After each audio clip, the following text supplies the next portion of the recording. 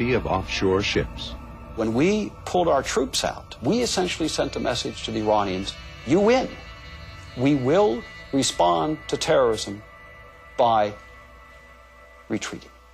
It was a terrible message to send, and we've been paying the price for that ever since. You've got a whole series of hostage takings in the 1980s. You had attacks in the early 1990s, 1992, Buenos Aires against the Israeli embassy, 1994 against the Jewish Cultural Center in Buenos Aires, 1996 against Khobar Towers, 1998 Iran was involved with Al-Qaeda and Hezbollah in the East Africa embassy bombings in Nairobi and Dar es Salaam.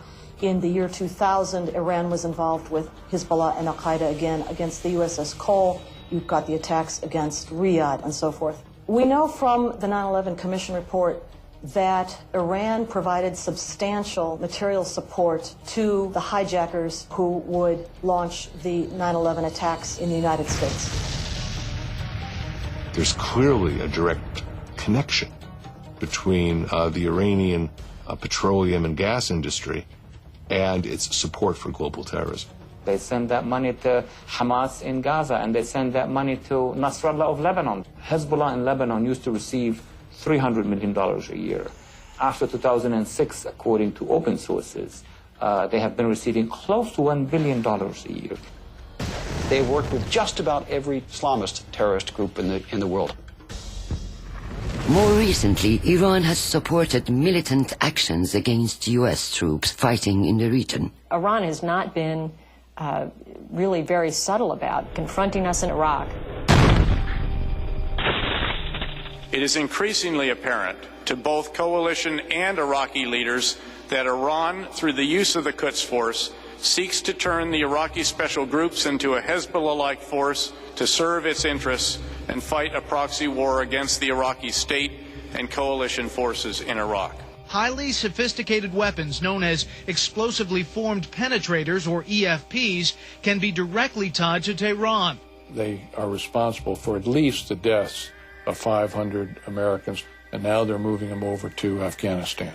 Iran has gone beyond giving weapons to the Taliban. The Iranians are helping train Taliban fighters in the use of small arms and are doing some of that training inside Iran. When they provide training and equipment to people fighting us in Iraq and Afghanistan, you'd have to say that they are at war with us.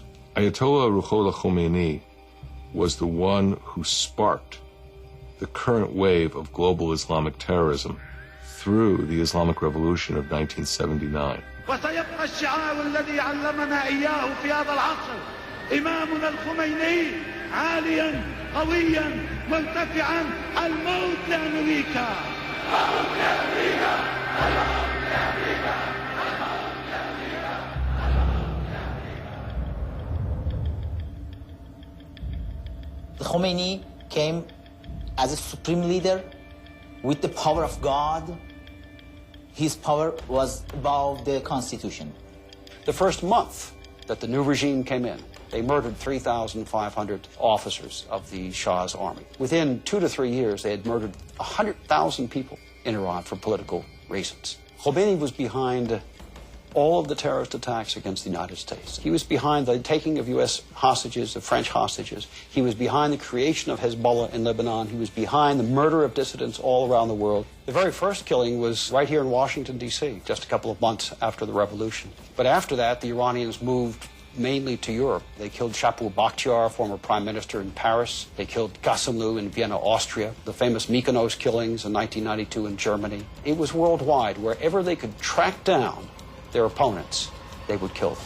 When Khomeini died in 1989, one of his most loyal followers, Ali Khamenei, became supreme leader. Right now we have a leader, his name is Ayatollah Khamenei, who is really a brutal person and a dictator. You have thousands of people rounded up, some because they demonstrate, some because they blog, some because they're women and didn't cover all their hair or all their bodies, and they're thrown in jail and frequently tortured and often executed. Under Khamenei, Iran still imposes the occasional death by stoning for women convicted of adultery. Iranian women don't have custody of their children. They can't divorce their husbands. Their husbands can marry whoever they want to. there have been women in Iran who have been hung for the crime of being raped. A woman who is a virgin, if she is executed, will go to paradise. And so they rape her before they execute her, because that way they can guarantee that she will not enter paradise. Khamenei's hold on power is made possible by a powerful and loyal military force. Who are the people holding power in Iran? Well, the clerics, the Guardian Council, but the men who actually rule on a day-to-day basis are the men with the guns, the Revolutionary Guard and the Basij. These are the ideologically committed shock troops of the Islamic Republic. The mandate of the IRGC is spelled out quite specifically in the Iranian constitution, that the IRGC is constituted as a religious army.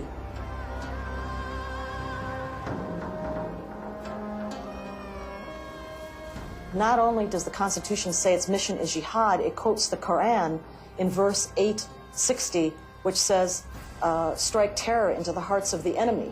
One member of the Revolutionary Guards was Reza Khalili, who secretly passed information to the CIA.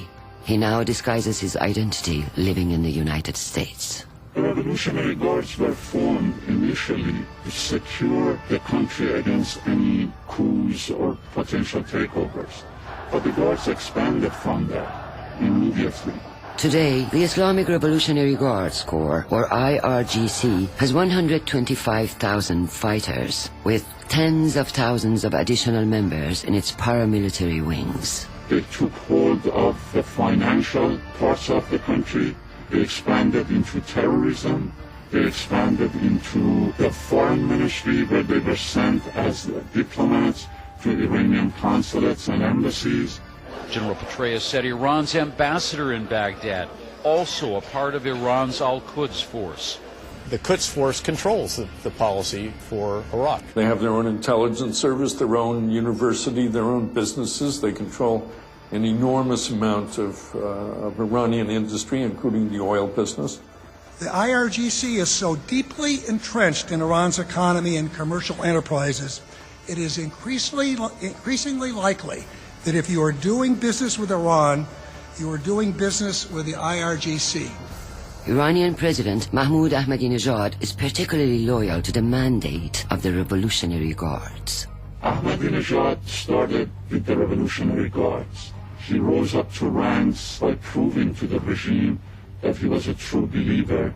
The regime wanted a president who would reveal the regime in all of its nastiness, and that was Ahmadinejad, and therefore they had him elected. We talked for many years that he was just a front and the real power is the mullahs. The reality is this: whether it's the mullahs that are calling the shot or the president of Iran calling the shot, their remarks are the same. Ahmadinejad's narrative is very strange for all of us. He seems from another planet. He talks about a world without America. امام عزیز فرمودی که باید مستکبرین جهان منهدم شوند و به لطف استمرار خط نورانیت در ولایت و به فضل الهی زنگ شمارش معکوس ازمهلال قدرت اهریمنی آمریکا به صدا در آمده است.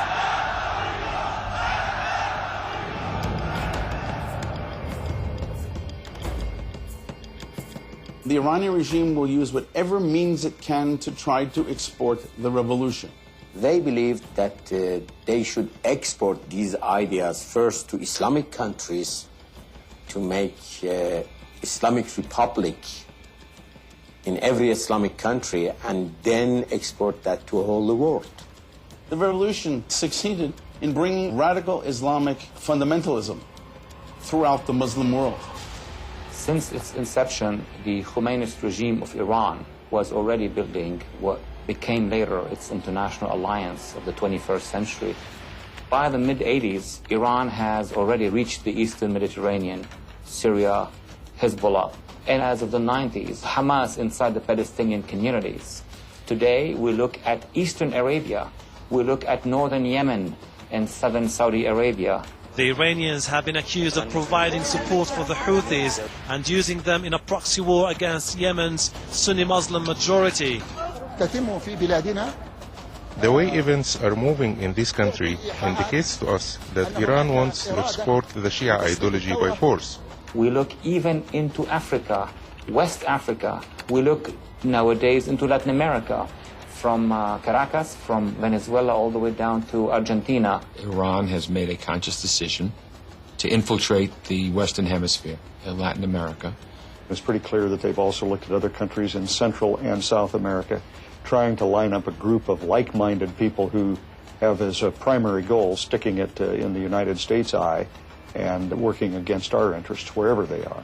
There has been a truly dangerous and alarming alliance formed between the Islamic Republic of Iran and Hugo Chavez in Venezuela. We ask the world to respect Iran because they are trying to influence the strength of the Iranian revolution. The Iranian regime and Hugo Chavez signed strategic treaties. That is a reminder of the Soviet Union and Cuba. We know that the Iranian cells and Hezbollah, their allies, have cells throughout the Western world. So it's really a global reach at this point in time. The ability of Iran to come into the hemisphere is something that we are concerned about because of Iran's support for terrorism. The Iranian strategy is not necessarily to have Iranian troops occupying these countries. That would be too obvious. With petrodollars, unlike the Soviet Union, the Iranians could go across any border. Iran has bought itself the support of a third of humanity by signing huge energy deals with China and India. They have a way to buy the support of countries that are extremely important on the world stage. China emerged as Iran's top oil export market. Iran provides 300,000 barrels of oil a day to China, generating billions of dollars in revenue. With the petrodollars pouring in from Iran, that money could create a lot of influences. پیام انقلاب پیام جهانی است در جغرافیا و زمان محدود نمی شود. تردید نکنید که ان شاء الله اسلام همه کجا رو فتح خواهد کرد؟ همه قله‌های جهان رو فتح خواهد کرد.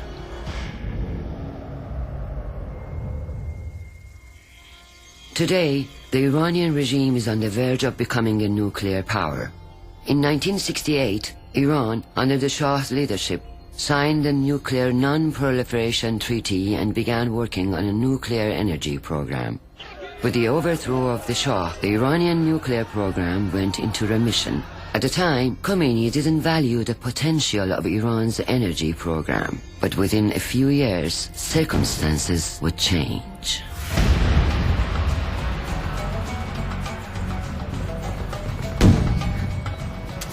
With well over 500,000 Iranians dead and Khomeini refusing a ceasefire agreement, the regime decided to secretly restart Iran's nuclear program.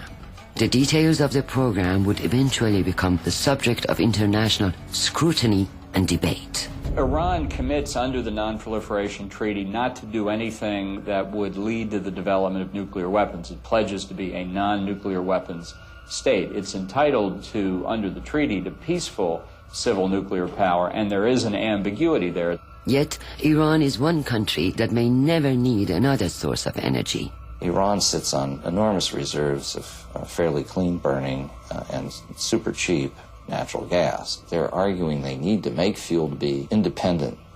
It doesn't add up. Iran is entitled to a nuclear energy program if it abides by its treaty requirements. The IAEA Director General's latest report once again concludes that Iran is not complying with its IAEA and Security Council obligations. ما هیچ چیز مخفی نداریم. We have no secrecy.